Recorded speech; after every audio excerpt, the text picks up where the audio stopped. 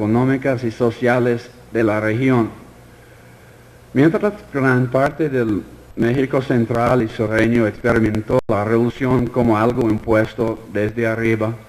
la revolución agraria en Durango estaba en su apogeo para febrero 1913, cuando Victoriano Huerta puso fin prematuro al gobierno de Madero. Ya antes de la muerte de Madero, la gente rural en las comunidades por todos lados del estado ya habían formado poderosos milicias locales, habían tomado el control de los gobiernos de los pueblos rústicos y habían empezado a atacar y desmembrar los latifundios más grandes de Durango. Después de 1913, el movimiento villista descansó en una base social compuesta por comunidades agraristas a través del estado de Durango y partes de los estados vecinos de Chihuahua, Coahuila y Zacatecas. Los rebeldes agrarios de Durango rural constituyeron el núcleo vital de los ejércitos rebeldes que derrotaron 3 veces a los ejércitos federales que ocupaban posiciones fortificadas en el centro ferrocarrilero de Torreón, que fue el objetivo militar más estratégico en las campañas revolucionarias de 1911 a 14, aunque la derrota posterior de Pancho Villa por su rival Venustiano Carranza hizo imposible la aplicación más radical y populista de la experiencia de Durango a la nación entera. El legado de la revolución agraria en Durango contribuyó a la ideología y las bases para el programa agrario de los constitucionalistas y carrancistas en 1914 y 15 y aún después. Como consecuencia de los trastornos de gobierno sucesivos en Durango entre 1911 y 13, los políticos duranguenses empezaron a comprender la utilidad de la reforma agraria como un mecanismo no solamente de promover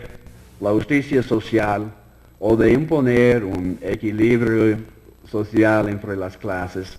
sino también como una herramienta con la cual sería posible conseguir la pacificación del medio rural. A final de cuentas, el radicalismo agrario en Durango, como en otras partes de México revolucionario, no fue sofocado únicamente por la fuerza bruta, sino por la imposición selectiva de la reforma agraria desde arriba. Parece una ironía cruel que la historia de Durango permanezca tan pobremente conocida y tan poco apreciada afuera de las fronteras de este bello estado. A pesar de que Durango jugó un papel tan céntrico en el proceso revolucionario, ¿por qué tuvo que ser eso así? En parte ocurrió porque Durango fue un territorio conquistado después de 1915 y después Durango quedó como prisionero de una historiografía de la revolución que fue desarrollada por los intelectuales que apoyaron a la nueva élite política en la Ciudad de México. En la interpretación oficial promovida por el nuevo Estado centralizador en la década de los 20, la Revolución Mexicana fue descrita como un proceso nacional, una lucha progresista y nacionalista para la justicia social sin vencedores ni vencidos, una interpretación que fabricó deliberadamente una mitología revolucionaria para confundir el conocimiento popular del resultado final. No muy diferente a la experiencia de los revolucionarios Hidalgo y Morelos un siglo antes, Emiliano Zapata, Pancho Villa y los otros revolucionarios agraristas fueron exaltados después por muchos de los mismos grupos y intereses que habían derrotado y desmembrado sus movimientos revolucionarios. Necesariamente esta visión de la revolución enfatizó la adoración de los grandes dirigentes de la revolución y puso escasa atención a los hombres y mujeres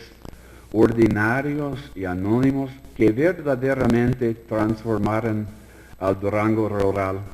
antes de la exitosa ofensiva carrancista de 1915-16,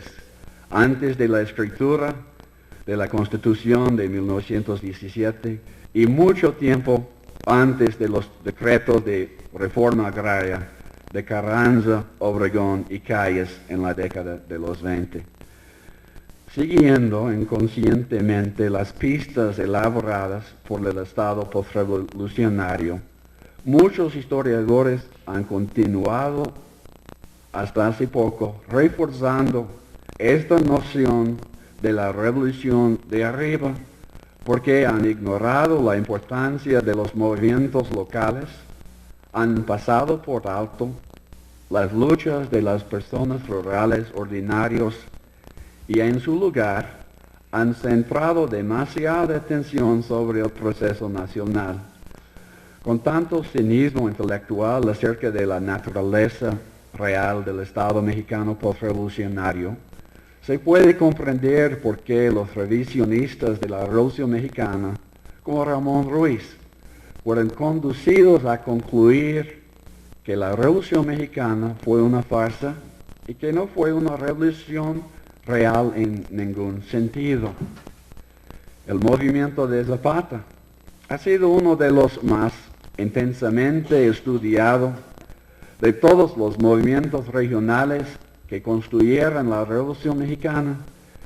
pero al mismo tiempo su impacto sobre el proceso revolucionario ha sido también el más exagerado. Si no estuviera el estado de Morelos, localizado muy cerca de la Ciudad de México, donde la historia de la Revolución Mexicana fue escrita y fabricada,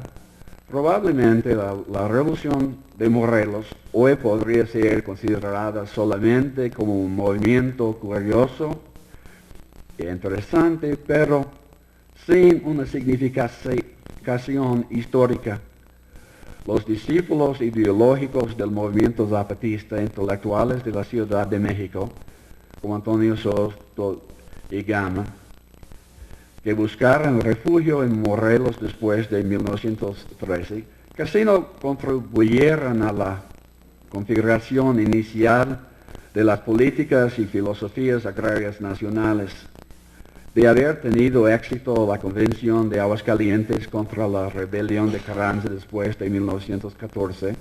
los zapatistas pudieron haber estado en su mejor posición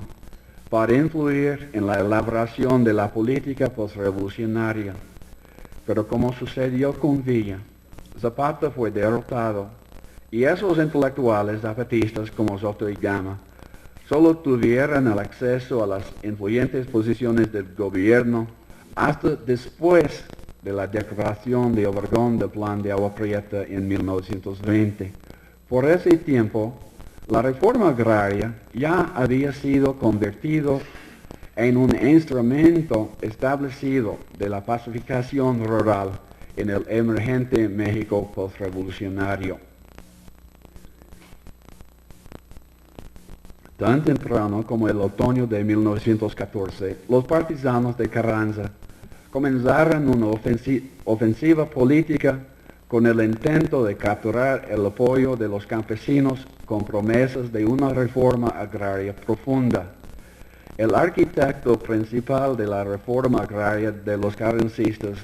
no fue un intelectual chilango como Soto y Gama,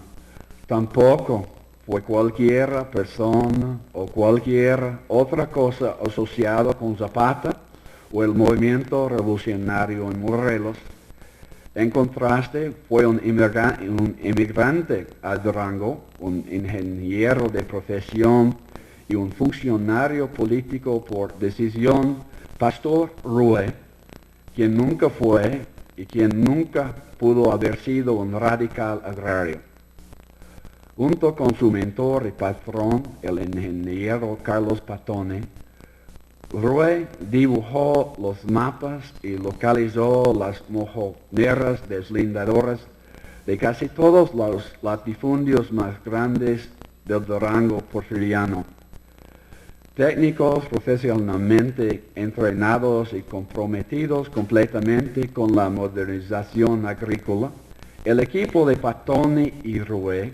midieron y cercaron los terrenos comunales de muchos de los pueblos y congregaciones del Durango rural. Por eso, no puede menospreciar su contribución dentro de las causas que precipitaron las revueltas agrarias que explotaron por todos lados de Durango después de 1910. Entonces, no fue sorprendente que la candidatura de Patoni en 1912 como un gobernador maderista de Durango fue apoyada entusiásticamente por los más grandes terratenientes de Durango, a diferencia de los maderos de Coahuila o los maitorrenos de Sonora y otras de las familias privilegiadas, pero también bien frustradas élites de México norteño. Las grandes familias aterrizadas de Durango tuvieron pocas quejas con las políticas de desarrollo de Porfirio Díaz, neutrales durante el levantamiento de Madero. Estos mismos intereses establecidos en Durango fueron favorecidos por los miembros de la familia de Madero, que apoyaron la elección del doctor Luis Alonso y Patiño como gobernador maderista en agosto de 1911. Después de una rebelión contra Alonso y Patiño, que forzó su renuncia temprano en 1912, los maderos apoyaron la elección de Carlos Patoni para gobernador, en un esfuerzo inusitado para proteger los intereses de la propiedad de sus sostenedores. Los dos gobernadores fallaron en sus campañas para suprimir el radicalismo agrario, que ya estaba extendido por todo el ambiente rural de Durango. Pero ¿por qué estaba tan débil la respuesta de los terratenientes a la amenaza de las revueltas agrarias en Durango? Con la llegada del ferrocarril a Durango en la década de los 90, la riqueza de los más grandes terratenientes de Durango incrementó extraordinariamente a finales del Porfiriato. Pero en esta misma época fue cuando las relaciones de la propiedad y relaciones sociales en Durango rural fueron modernizadas de un modo muy rápido y precipitado. El patrón tradicional de las relaciones sociales que históricamente había mediado las relaciones entre los hacendados y los peones fue suplantado por las fuerzas del mercado y por los criterios objetivos de las leyes de la oferta y la demanda. La prosperidad de la época enmascaró la erosión de los vínculos sociales que previamente habían ligado a las élites y a las masas populares en el medio rural. Con la repentina caída sin precedente de las fuerzas de seguridad del Porfiriato y el crecimiento poderoso de milicias agrarias locales, la oligarquía terrateniente de Durango ya no tuvo los medios mínimos para poder continuar gobernando efectivamente después de 1910. Con algunas excepciones como los hermanos Saravia, quienes siempre mantuvieron relaciones estrechas y cordiales con los agraristas, los ricos terratenientes en Durango mantuvieron poco o ninguna influencia sobre los agraristas radicales, quienes fueron los que gobernaron realmente el medio rural después del levantamiento de Madero. Por consiguiente, aun cuando Alonso y Patiño, igual como Patoni, fueron fuertemente apoyadas por los elementos ricos, fracasaron como gobernadores. Ambos cayeron como víctimas de las violentas protestas agrarias contra sus gobiernos. Como el secretario privado del gobernador Patoni en 1912, Pastor Rué jugó un papel crucial al intentar efectuar un tratado con los agraristas de Coahuila ofreciéndoles tierra. Eso fue una reforma agraria primitiva. Tierra a cambio de la paz política. Aquella experiencia y la necesidad política se combinaron para transformar Pastor Rué, primero de un deslindador a un funcionario político y después de un funcionario político a un reformador agrario. La coincidencia de la traición de Huerta contra el régimen de Madero en febrero de 1913 y el asesinato de Madero facilitaron una reconciliación entre los activistas políticos como Rué y sus adversarios anteriores, los agraristas de Durango. El régimen como el huertista nunca fue viable debido a la fortaleza de aquellos movimientos agrarios en Durango. Asimismo, el patético fracaso de sus defensas sociales reveló la falta de recursos sociales y políticos que los prósperos terratenientes duranguenses tenían para manejar la defensa de sus propios intereses. Tan temprano como marzo de 1913, los agraristas dirigidos por Calixto Contreras y Domingo Arrieta controlaron el campo de Durango. En julio de 1913 se concluyó